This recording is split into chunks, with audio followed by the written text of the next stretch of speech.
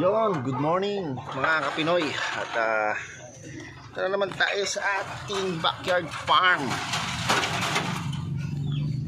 So yun, medyo ginabi tayo ng uwi kahapon mga kapinoy. Dahil yung isang parawakan natin na kulay white is nabili. So dineliver po namin sa Aliaga. At naligaw pa kami. So meron kasing ginagawang kalsada doon sa Betis Aliaga. Nagdire-diretso kami, so hindi namin kabisado yung lugar. Kasama ko yung aking kapatid na si Joper Noriel. At medyo na-late na kami ng uwi ng kagabi. So yung ating parawakan na tatlong rooster na 4 months old, nabawasan na at nakuha na po yung isang parawakan white. A few moments later. Walang sipon, malusog. Yung pa, walang pilay, sir. Laki yan, sir. Malaki. Sino yung order mo, sir? Ayan, sir, walang sipon, healthy. Okay. Ito na lang natira, mga Pinoy. Dalawa na lang sila, dalawang rooster. At meron pa pong nagtatanong yan. Binigay lang po natin yan sa mababang halaga mga Pinoy. Kaya po nakuha agad yung white. Dahil talagang malalaki na po yung mga parawakan natin na yan.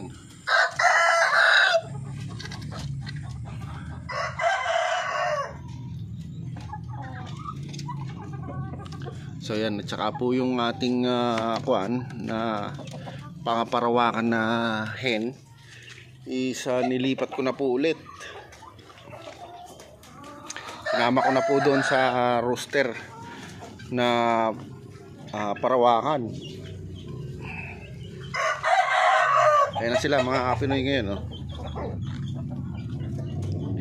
Yan.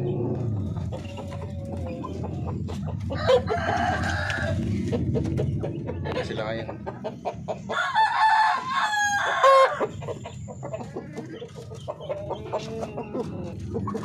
Para po makapag-breed na tayo ulit ng pure na parawakan.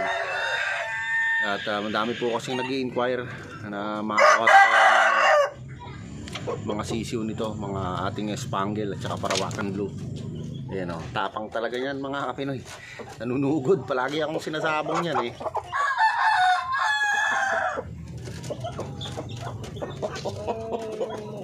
Ayun, tanong nyo naman, umaamba na naman. Gusto na naman akong atakihin. Ang laki kasi yan mga Kapinoy, Kaya pag pumalo talagang masakit. So sa ngayon mga Pinoy, alam mo nang kapares itong natin, Splash Orpington. Pero hahanapan natin ang makakapares yan para makakuha tayo ng lahi nito. Yung dalawang kapares nito mga Pinoy, nung 3 months pa lang namatay sila. Kaya nahirapan ako ngayon maghanap ng mga pure na Splash Orpington. Sa dating pinagbilan ko naman is wala pa silang available na mga 5 to 6 month old. Gusto ko sana yung mga ready to lay na para makakuha tayo agad ng mga sisiw. So magtitingin siguro ako ng mga Buff Orpington. Kung meron tayong makikita na isang hen lang para meron siyang kapares. So titignan natin kung anong kalalabasan ng kanilang magiging lahi. Yung ating rooster Splash Orpington, tsaka po yung ating mahahanap na hen na Buff Orpington. Tingnan natin kung anong magandang combination ng lalabas sa kanila.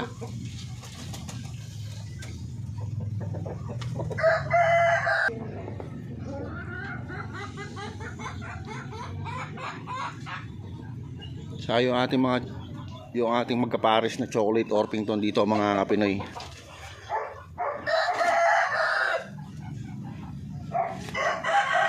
Yan, bakit ko ba binababara ng maraming pagkain ito mga Pinoy? Yan, oh. Dami palagi po yan, maraming pagkain. Di po ako nagpapawala ng pagkain dito sa ating chocolate Orpington. So para po maging mas malaki sila mga Pinoy, kasi pag dire-diretso yung pagkain at natunawan sila, tutukan na naman yan. So para po mas maganda or mas malaki yung kanilang katawan. Yan, kasi bata pa to mga Pinoy, meron pa silang ilalaki.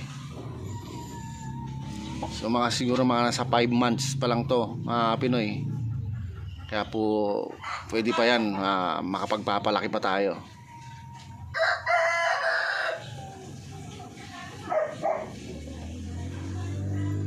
Yan. So mga ilang buwan na lang at makakuha na tayo ng lahi nitong ating chocolate Orpington.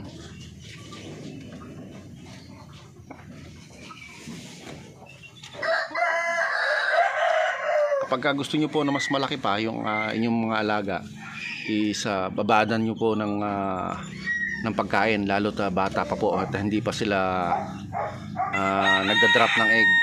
So ganun po ang paraan na ginagawa ko para po mas malaki yung ating mga alaga, yung ating mga gagawing future breeder.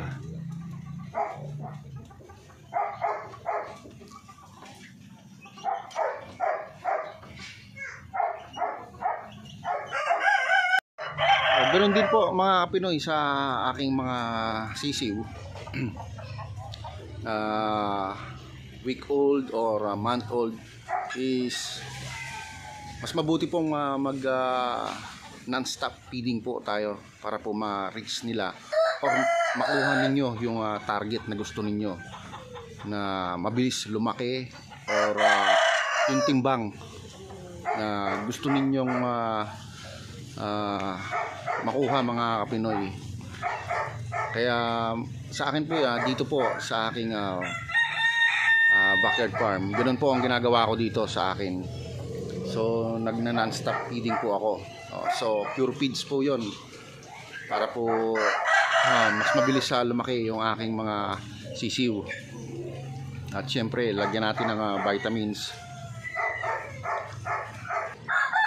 So yun mga Pinoy, at hanggang dito na lang po muna ang vlog natin for today. At don't forget to subscribe and hit nyo na rin po ang notification bell para palagi po tayong updated sa atin pang mga susunod na video. At ako po ay nag-iwan sa inyo ng mga kataga.